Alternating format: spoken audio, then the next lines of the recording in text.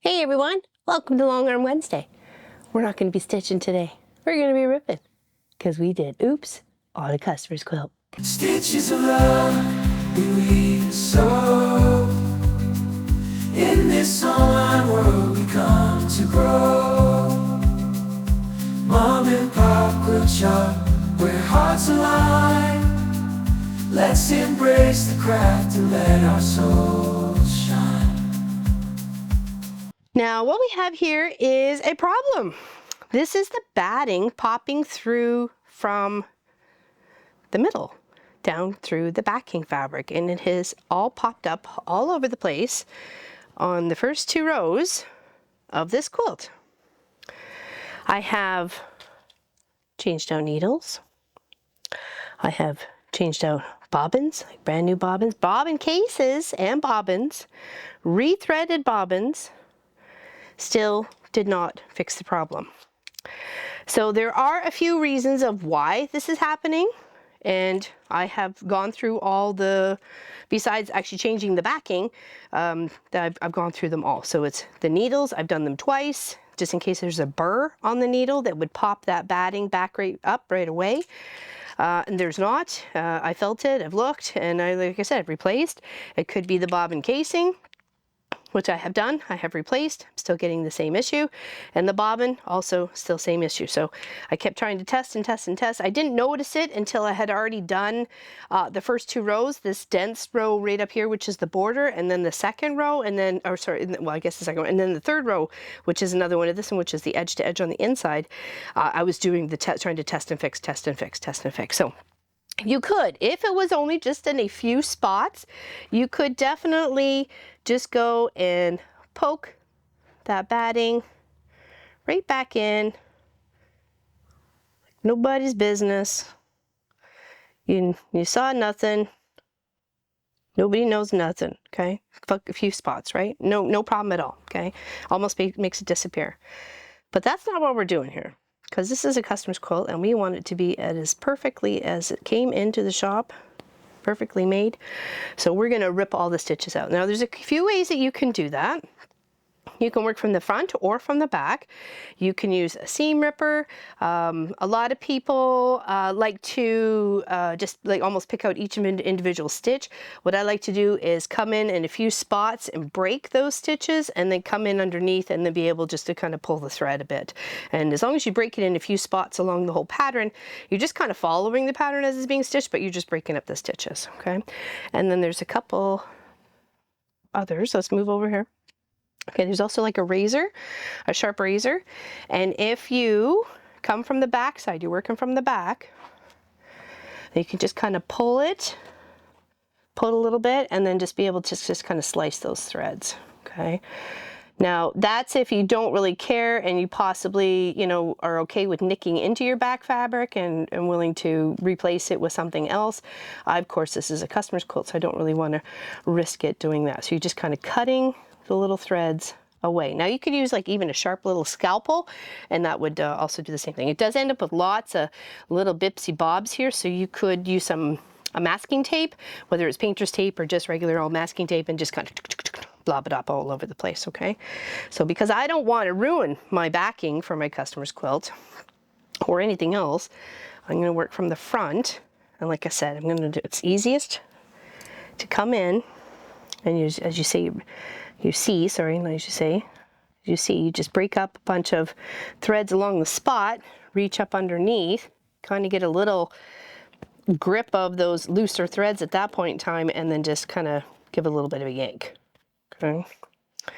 Now this happens, it's actually happened on one of my own quilts, but it was only in like a few spots, and never thought anything else of it. But this is actually the first that's ever happened in on a customer quilt in 8 years. So, and that is pretty much what I'm going to be doing for a while. Is getting all this out. So thank goodness there's no rush for this one. And I do have some different batting coming. So you think, what's my solution to this problem? It could be the batting that the skin was in the wrong direction, but I've never, like I said, never had issues before. So this could be just, you know, one of those times, right? It's just how it goes. So I do have new batting coming, so once I get it all picked apart and separated, I got some new batting coming, and we'll redo it.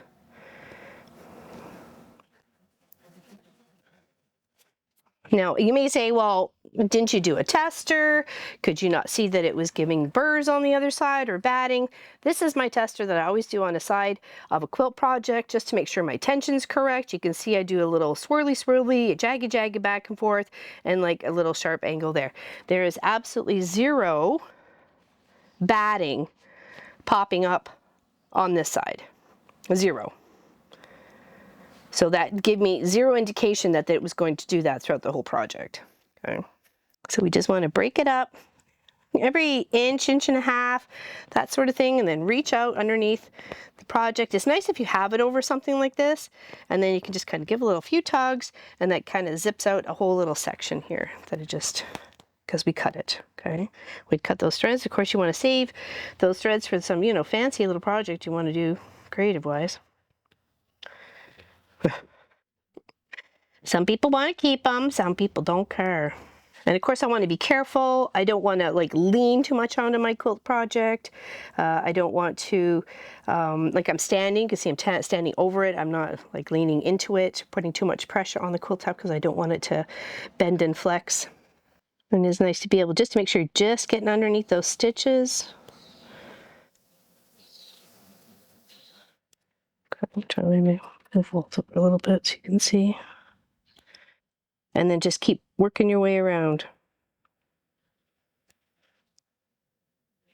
The one here where I showed you, or you could use a a blade, that is actually called skinning a quilt.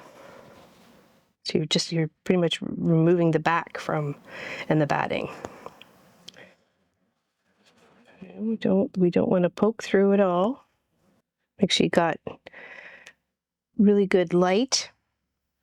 I'd have one of my studio lights over here, but we're kind of short on plugs on the side of the building.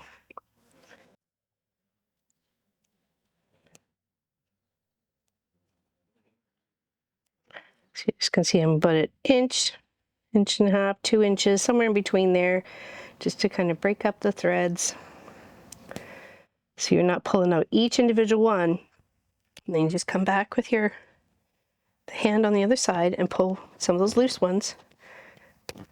There we go. We got a nice little section just all ripped out. Okay, we just keep plugging at that until it is all done. Slow and steady wins the race. If you have other suggestions of what the problem could be, but I did look it up, and it was either the needles, the bobbins, the batting, or the backing. So, and I've tried to solve the needles and the bobbin casing part, and I'm trying to solve it again with the batting, and hopefully that will. And if it was a backing issue, which I don't think it is, it would just, because of the thread count would be just a little bit, of lesser quilt and cotton quality, right? That's why you have to kind of be a little bit careful when you're using bed sheets. Make sure it's at least a half decent thread count. Just pinching those threads, get a little grip on them, get a little tug. And eventually, we will get to the end. I do have quite a bit of work to do on this. It's several hours, probably about maybe 5 or 6 hours to rip all this out. So, and we're gonna try our best to problem solve the issue. Well, that's what you do for your customers.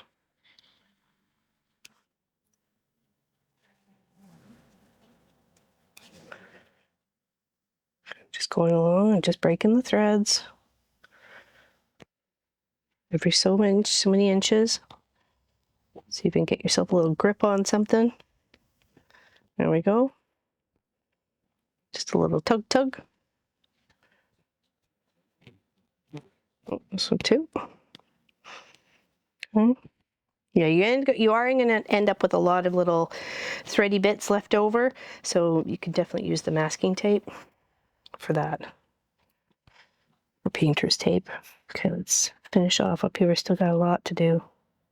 And I find a nice little small seam ripper, just like this, so I can kind of hold it in my hand, like palm it sort of thing.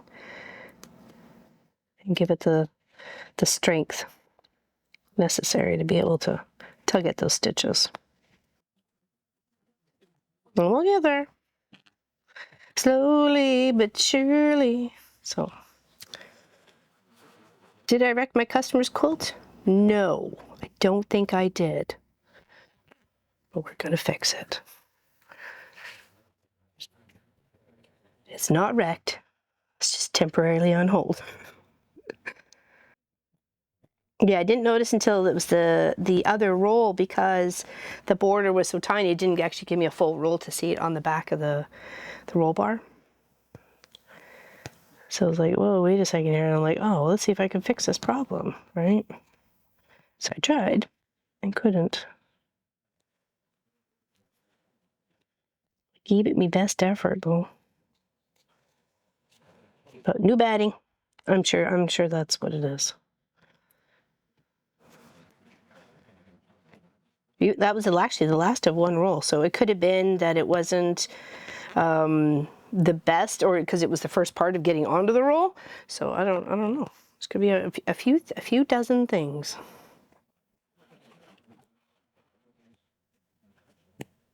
Okay. Well, I'm going to keep plugging at this.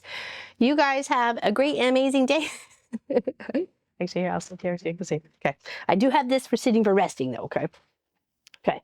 So that's how I'm going to take this apart. Like I said, I did try the needles. I tried the bobbin casing, and of course my other options here, or there is tension. I've already checked the tension. Tension's perfectly fine. Just for some reason, every now and again, as it's stitching out, it was dropping a little bit of batting popping through. So like I said, needles, bobbins, bobbin casings, thread, all of it, all tested and tried. And now we're going to do batting, and hopefully that fixes it. So thank you very much for hanging out with me today. I appreciate it. Lesson learned on the long arm. Take care. We'll see you soon. Bye-bye.